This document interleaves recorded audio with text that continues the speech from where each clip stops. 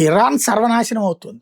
ఎట్లాగూ నేను నాశనం అవుతున్నప్పుడు, నన్ను నాశనం చేసేవాడిని నేనేమీ చేయలేనప్పుడు, ఆ నాశనం చేసేవాడికి మిత్రులుగా ఉన్నారు కాబట్టి, నా పక్కనున్న నాకు మిత్రులైన నా మతస్థుల్ని నేను నాశనం చేస్తాను. ఇది ఇరాన్ వైఖరి. ఓవరాల్‌గా రెచ్చిపోతుంది.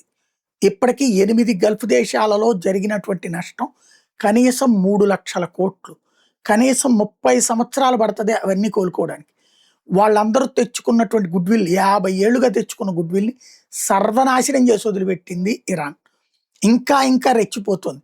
చివరికి వాళ్ళకి నీళ్ళు అందకుండా చేయటం, ఆయిల్‌ని అమ్ముకోలేనివ్వకుండా చేయటం, వ్యాపారాలు లేనివ్వకుండా చేయటం, ఆహారం అందకుండా చేయటం, ఇలాంటి సంక్షోభాలు సృష్టించడం ద్వారా అప్పుడు వాళ్ళు భయపడి ఇక గతి లేక అమెరికా, ఇజ్రాయెల్ దగ్గరికెళ్ళి అంతో ఎంతో డబ్బులిచ్చి వాళ్ళ చేత యుద్ధం ఆపిస్తారు. అట్లాగే తనకి వాళ్ళ మీద పెత్తనం ఇస్తారన్నది ఇరాన్ ధోరణి.